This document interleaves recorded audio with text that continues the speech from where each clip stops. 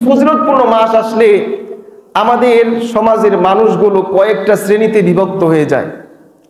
বিভক্ত হয় একটা আমলকে কেন্দ্র করে। আপনারা কি বলতে পারবেন সেই আমলটা কি, যে আমলকে কেন্দ্র করে মানুষ কয়েকটা ভাগে বিভক্ত হয়ে যায়? সে আমলটা কি বলতে পারবেন? সে আমলটা হচ্ছে তারাবির নামাজ। কিসের নামাজ? তারাবির নামাজ। দেখা যায় রমজান মাস আসলেই কয়েকটা দলে মানুষ বিভক্ত হয়ে যায়। কিছু মানুষ বলে তারাবি 20 রাকাত, আবার কিছু মানুষ বলে তারাবি 4 রাকাত, আবার বলে কেউ 8 রাকাত, কেউ বলে 16 রাকাত, আবার কেউ বলে না পড়লেও চলবো, সমস্যা নাই।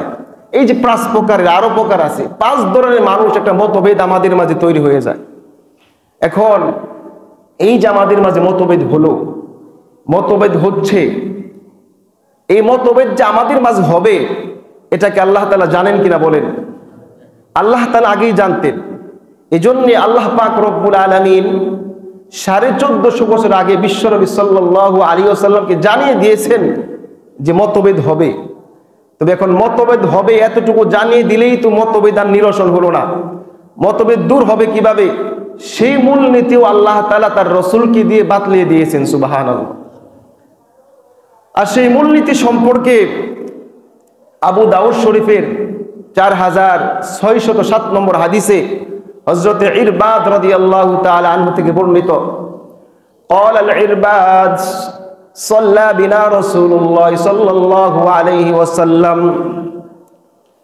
صلى بنا رسول الله صلى الله عليه وسلم يومين।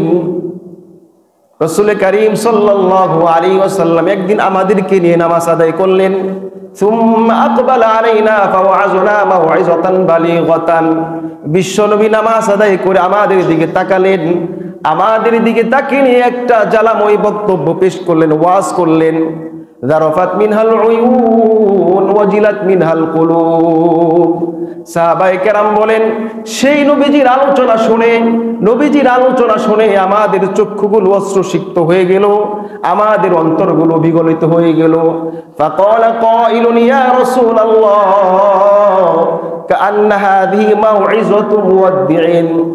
নবীজির এই জ্বালাময়ী বক্তব্য শুনে উপস্থিত সাহাবায়ে কেরামের মধ্য হতে একজন সাহাবী বলল, ইয়া রাসূলুল্লাহ কাআন্না হাযিহি মাউইযাতু মুওয়াদ্দিইন, এ যেন কোন বিদায়কারীর ভাষণ। ফামাযা তাআহাদু ইলাইনা, হে আল্লাহর রাসূল আপনি আমাদেরকে কি নির্দেশ দেন? এবার বিশ্বনবী বলেন, ক্বালা উসীকুম বিতাকওয়াল্লাহ ওয়াস-সামঈ ওয়াত-তাআতি ওয়া ইন আবদান হাবাশিয়ান। ও আমার সাহাবীরা, তোমরা আল্লাহকে ভয় করো, আর তোমাদের আমি একজন হাবশী গোলামও যদি হয় তোমরা তার কথা শুনবা, তার আনুগত্য করবা। নবীজি এরপরে বলেন, ফাইন্নাহু মাইয়াইশ মিনকুম বাদি ফাসায়ারা ইখতিলাফান কাসীরা। ও আমার উম্মতেরা, আমার পরে তোমরা যারা জীবিত থাকবা তোমরা অনেক মতভেদ, অনেক ইখতিলাফ দেখতে পারবা। কি দেখতে পাবে? অনেক মতভেদ, একটা বিষয়কে নিয়ে কয়েকটা দলে বিভক্ত হয়ে যাবে, বিভক্ত হবে। এখন বিভক্ত থেকে এই বিভক্ত কিভাবে নিরসন হবে, কিভাবে কোন পথ অবলম্বন করলে এই মতভেদ থেকে তুমি বাঁচতে পারবা, বিশ্বনবী সাল্লাল্লাহু আলাইহি সাল্লাম সেটাও এর পরবর্তী বলে দিয়েছেন। সুবহানাল্লাহ। এবার বিশ্বনবী বলেন, যখন আমার উম্মতের মাঝে বিভিন্ন দলে বিভক্ত হয়ে যাবে, ফালাইকুম বিসুন্নতি ওয়া সুন্নাতিল খুলাফায়ে রাশিদিন আল মাহদিয়িন। ও আমার সাহাবীরা শুনে রাখো, উম্মতের মাঝে যখন বিভিন্ন দলে বিভক্ত হয়ে যাবে তখন তোমরা 2টা মূলনীতি গ্রহণ করবা। কয়টা মূলনীতি? 2টা মূলনীতি। 1 নম্বর বলেন, ফালাইকুম বিসুন্নতি, তোমরা আমার সুন্নতকে ধরবা।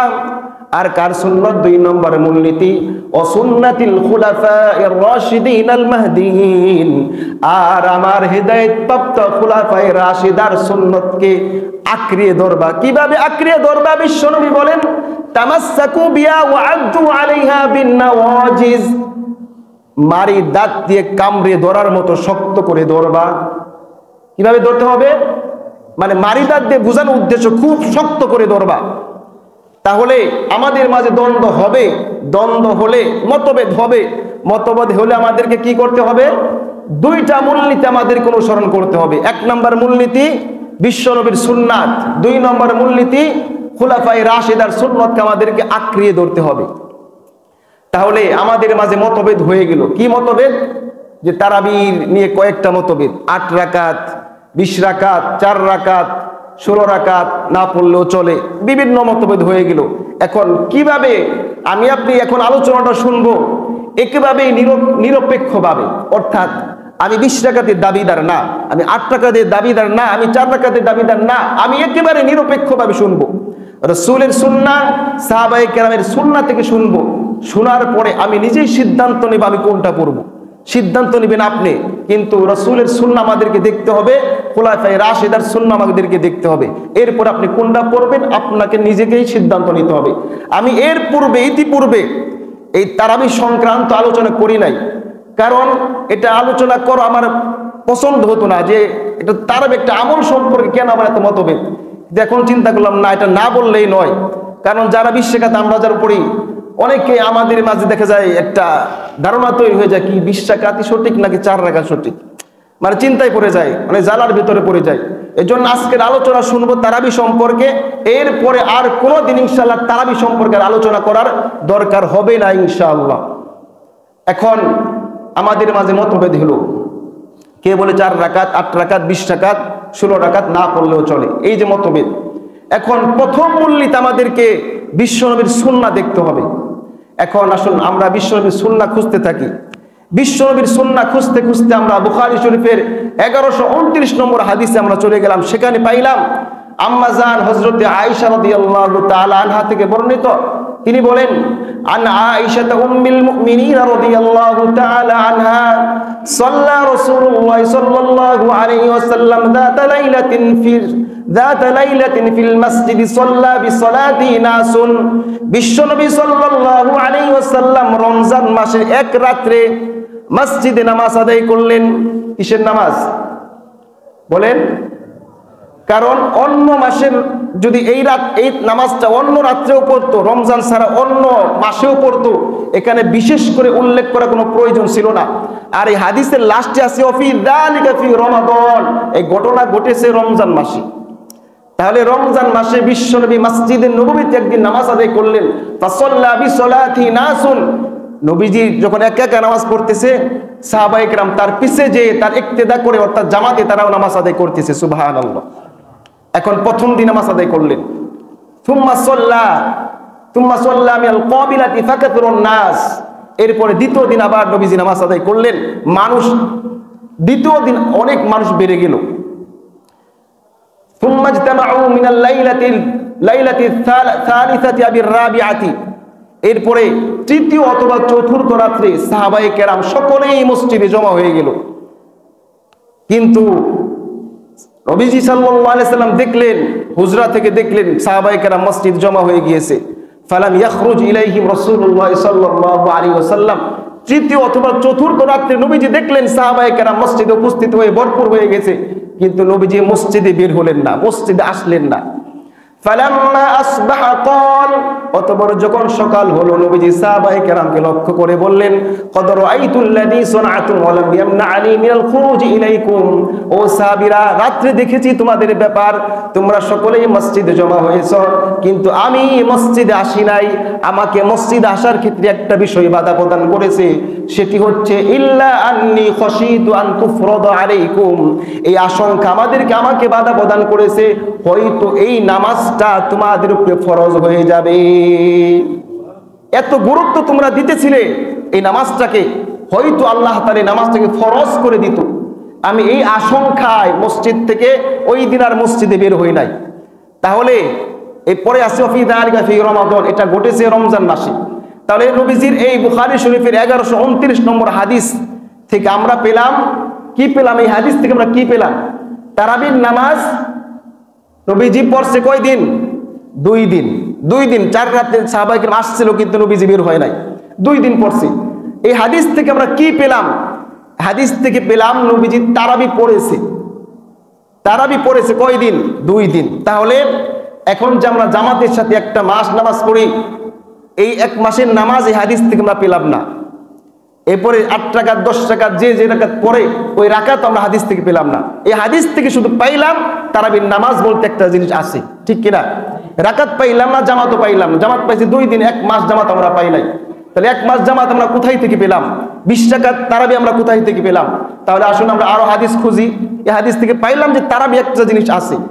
এরপরে খুঁজতে খুঁজতে আমরা গেলাম মুসলিম শরীফের 1665 নম্বর হাদিস। এই হাদিসটা বর্ণিত বিখ্যাত সাহাবী হযরতে আবু হুরায়রা রাদিয়াল্লাহু তাআলা আনহু থেকে। আবু হুরায়রা রাদিয়াল্লাহু তাআলা তিনি বর্ণনা করেন, কানা নাস ইয়াকুমুনা আন আবি হুরায়রা রাদিয়াল্লাহু তাআলা আনহু قال, হযরত আবু হুরায়রা রাদিয়াল্লাহু তাআলা আনহু বলেন, বিশ্বনবী সাল্লাল্লাহু আলাইহি ওয়াসাল্লাম তারাবির ব্যাপারে কঠোরভাবে নির্দেশ না করে রমজান মাসের তারাবি পড়ার জন্য উৎসাহিত করে বলতেন। দেখেন কথা লক্ষ্য করেন, নবীজি তারাবির ব্যাপারে কঠোরভাবে দৃঢ়ভাবে নির্দেশ না দিয়ে তারাবি পড়তেই হবে এমন নির্দেশ নবীজি দেন নাই।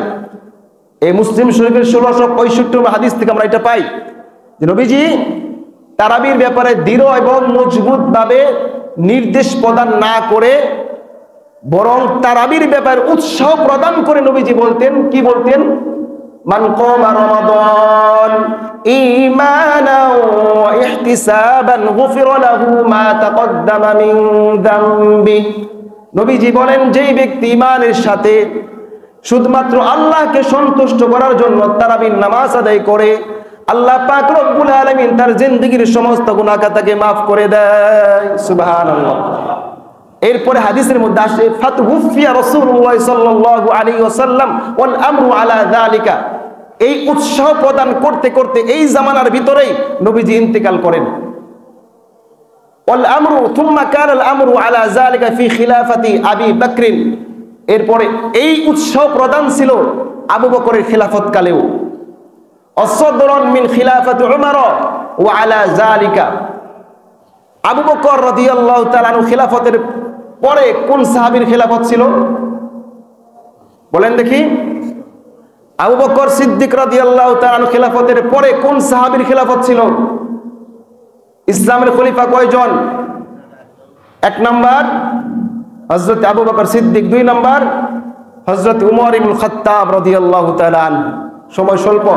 উমর ইবনে খাত্তাব রাদিয়াল্লাহু তাআলা আনহুর শাসনামলের প্রাথমিক দিক দিয়েও এই নির্দেশ ছিল, অর্থাৎ তারাবির ব্যাপারে কঠোর কোনো নির্দেশ ছিল না, বরং বলা হতো তারাবি পড়লে, এই তারাবি যদি ঈমানের সাথে পড়ে, আল্লাহ তাআলা সন্তুষ্টির জন্য পড়ে, আল্লাহ তাআলা তার সমস্ত গুনাহ তাকে maaf করে দেন। সুবহানাল্লাহ।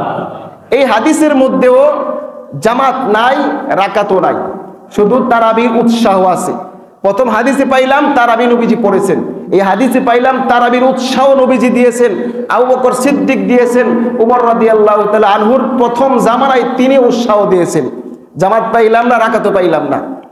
এখন খুঁজতেছি আমরা, নবীজির সুন্নাহ খুঁজলাম 2টা, পাইলাম না। এখন খুঁজতে খুঁজতে আমরা এখন খুলাফায়ে রাশিদার সুন্নাত খুঁজতেছি।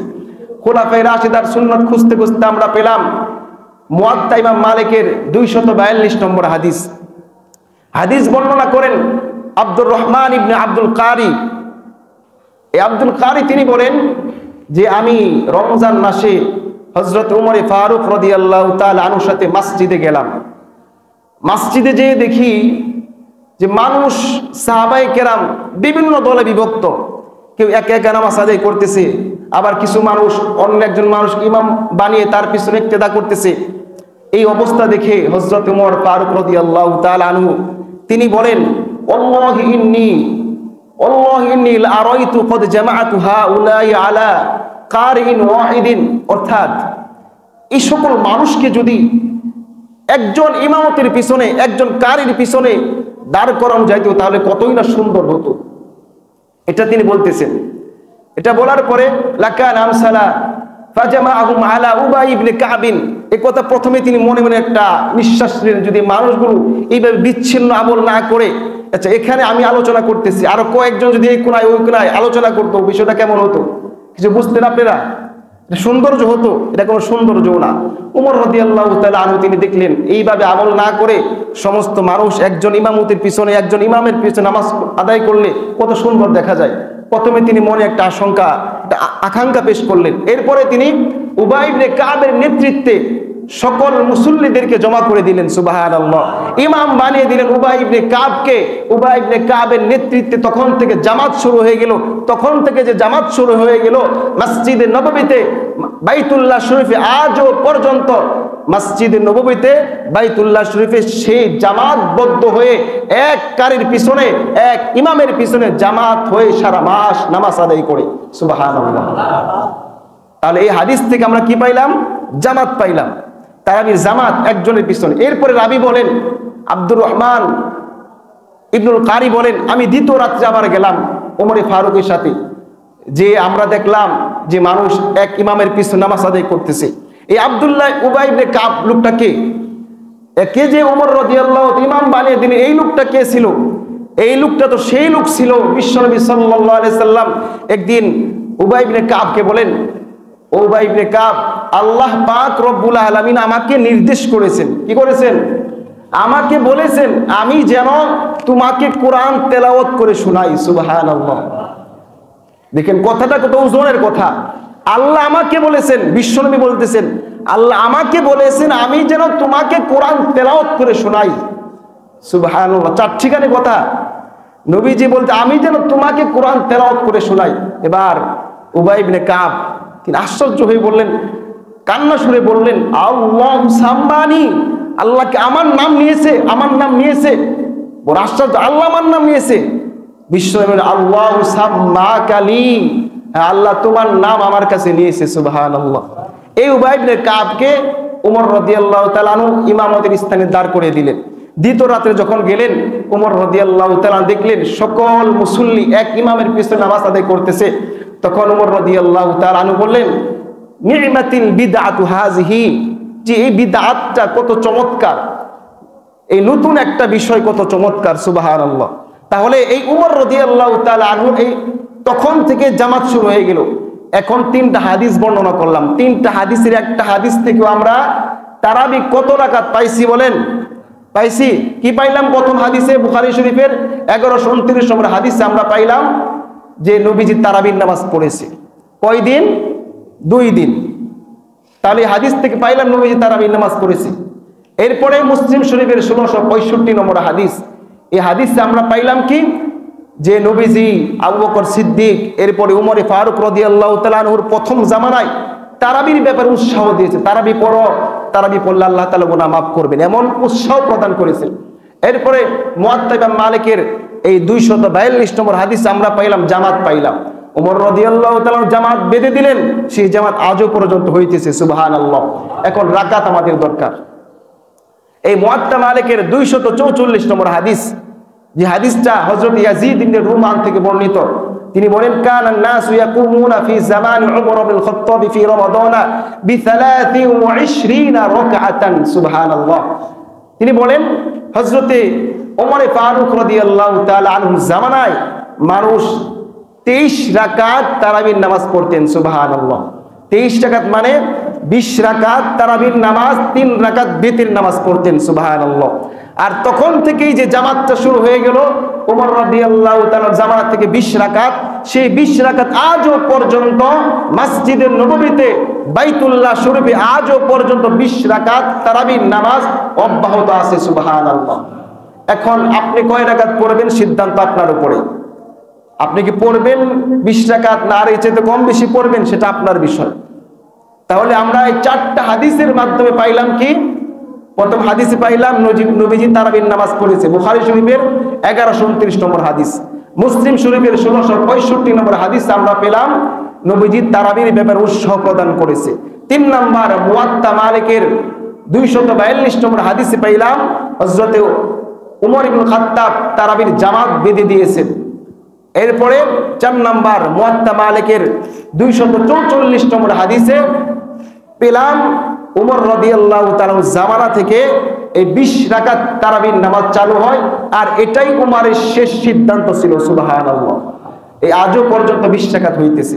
এখন আপনি কয় রাকাত পড়বেন সিদ্ধান্ত আপনার উপরে। এরপরে আসো, তারাবির নামাজটা কি? সুন্নত না নফল না ফরজ না ওয়াজিব? তারাবির নামাজ কি? সুন্নত। এখন সুন্নতের ক্ষেত্রে আপনি কমও করতে পারেন, বেশিও করতে পারেন, এটা আপনার সুযোগ আছে এতটুকু। এখন যেহেতু রমজান মাস, ওটা আমি দলিল দিয়ে বললাম। এখন যেহেতু রমজান মাস সামনে আসতেছে, রমজান মাস কেমন মাস যে একটা ফরজ আদায় করলে অন্য মাসে 70টা ফরজ আদায়ের সওয়াব আল্লাহ তাআলা আমাদের আমলনামায় দেন। সুবহানাল্লাহ। তাহলে এই রমজান মাসে আমি আপনি আমল কেন কমাবো বলেন? আপনি পারলে বাড়ান, 20 টাকা আছে, 40 টাকা পড়েন, সমস্যা নাই, সারা রাত পড়েন, সমস্যা নাই, আপনি কেন কম পড়বেন? আর পড়লেই তো সব পাইতেছেন। অন্য 11টি মাসে আপনি সারা 11টি মাস রোজা রাখলে রমজানে একটা ফরজ রোজার সওয়াব আপনার হবে না। কি পরিমাণ সওয়াব, কি পরিমাণ আমল আল্লাহ তাআলা রমজান মাসে বাড়ায় দেন, নেকি বাড়ায় দেন। এই জন্য আমরা রমজান মাসে কয় রাকাত তারাবি পড়বো সিদ্ধান্ত আপনাদের উপরে ছেড়ে দিলাম। আপনারা কত রাকাত পড়বেন সিদ্ধান্ত আপনারাই নেবেন। আল্লাহ তাআলা আমাদেরকে বুঝে শুনে সুন্নাহ থেকে আমল করা তৌফিক দান করুন, সকলে বলে আমিন। এরপরে আসুন, এই রমজান মাস আমাদেরকে কয়েকটা বিষয় খুব গুরুত্ব দিতে হবে, কারণ এই মাসটা অন্য 11টা থেকে ভিন্ন একটা মাস। এই মাসে কি কি আমল আমি আপনি বেশি বেশি করব? 1 নাম্বার, আমি আপনি এই মাসে যে আমলটা বেশি করব সেটি হচ্ছে আমি আপনি দোয়া বেশি করব। কি করব? দোয়া, বেশি থেকে বেশি দোয়া করব। কারণ আদ-দুআ মুখুল ইবাদ, হাদিসে আসছে দোয়াই ইবাদতের মগজ। আপনি দোয়া করবেন, বেশি থেকে বেশি দোয়া করবেন। কোন সময় দোয়া করবেন? অন্য মাসে আমার আপনার তাহাজ্জুদ নামাজ পড়া অনেক কঠিন হয়ে যায়, কঠিন হয় না? আর এই মাসে যেহেতু আমরা রোজা রাখি, সেহরির সময় আমাদের উঠতেই হয়। 10-15 মিনিট আগে উঠে 2 রাকাত 4 রাকাত নামাজ পড়ে আমরা দোয়া করতে পারি। এরপর ইফতারের সময়, ইফতারের আগে আমরা দোয়া করব। ইফতারের আগে, এখন ইফতার নিয়ে বসে এরপরেই দোয়া করতে হবে, বিষয়টা এমনও না। এমনটা করতে পারলে আলহামদুলিল্লাহ ভালো। তো অনেক মা বোনরা বা আমরা যারা আছি অনেকে এমনটা করতে পারি না বিভিন্ন কাজের কারণে, কিন্তু আসলে ওই সময়টা ইফতার সামনে যে দোয়া করা উচিত। কিন্তু এই সম্ভব না হলে, ইফতারের সময় হয়ে গিয়েছে, আপনি গাড়ি চালাইতেছেন, আপনি বিভিন্ন কাজ করতেছেন, মা বোনরা বাড়িতে খানা পাকাইতেছে, আপনি ওই সময় দোয়া করেন, মনে মনে দোয়া করেন। আপনি দোয়া করার জন্য হাত উঠানোর দরকার নাই, দোয়া করার জন্য আপনার ওযু গোসলের দরকার নাই, দোয়া করার জন্য যাই নামাজে বসে দোয়া করতে হবে এমনটাও শর্ত নয়। বরং আপনি দোয়া করতে থাকেন, যখন মনে হলো ইফতারের পূর্ব মুহূর্তে বেশি বেশি আল্লাহর কাছে দোয়া করেন, আল্লাহ তাআলা আপনার দোয়াকে কবুল করবেন।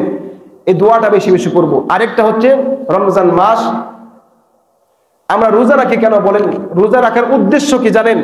আমরা যে রোজা রাখি, রোজা রাখার উদ্দেশ্যটা কি কে বলতে পারবেন? রোজা রাখার উদ্দেশ্য তাকওয়া। মাশাআল্লাহ, তাকওয়া অর্জন করার জন্য। আল্লাহ তাআলা বলেন, ইয়া আইয়ুহাল্লাযীনা আমানু কুতিবা আলাইকুমুস সিয়ামু কামা কুতিবা আলাল্লাযীনা মিন ক্বাবলিকুম লাআল্লাকুম তাত্তাকুন। রোজার উদ্দেশ্য হচ্ছে তাকওয়া অর্জন করা। আমি আপনি তাকওয়া অর্জন করব কিভাবে? তাকওয়া কাকে বলা হয়? অনেক ব্যাখ্যা আছে। তাকওয়ার সুন্দর একটা ব্যাখ্যা শুনেন। তাকওয়া মানে সব সময় আপনার অন্তরে এই কথা জাগ্রত রাখবেন যে আমি যে কাজটা করি না কেন আল্লাহ দেখতেছে। কে দেখতেছে? আপনি যে কাজটা করেন না কেন আল্লাহ দেখতেছে। এই এমন একটা ভয়, এমন একটা যখন ধারণা আপনার অন্তরে তৈরি হয়ে যাবে, অটোমেটিকলি তাকওয়া আল্লাহর প্রতি আপনার তৈরি হয়ে যাবে। সুবহানাল্লাহ। আর রোজার মাধ্যমে কিভাবে তাকওয়া অর্জন হয়? রোজা কাকে বলা হয়? যে আমাদের খাইসাত থেকে, খানা পিনা থেকে বিরত থাকা। অর্থাৎ এই রোজা একটা আমাদেরকে শিক্ষা দেয়, তোমার বৈধ খাবার খাওয়া বৈধ না আমাদের জন্য, বৈধ খাবার আমরা বিরত থাকতেছি, অর্থাৎ এটাকে আমরা নিষিদ্ধ করতেছি রোজার মাধ্যমে। বৈধ স্ত্রীকে আমরা পরিত্যাগ করতেছি, অর্থাৎ এই রোজা আমাদেরকে শিখায় বর্জন করা।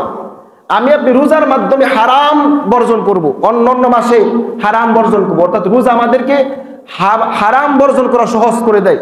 এই জন্যই এই মাসের রোজা হচ্ছে তাকওয়ার জন্য। এ মাসের রোজার উদ্দেশ্য তাকওয়া। আল্লাহ আমাদের সকলকেই রোজা রেখে তাকওয়া অর্জন করা তৌফিক দান করুন, সকলে বলি আমিন।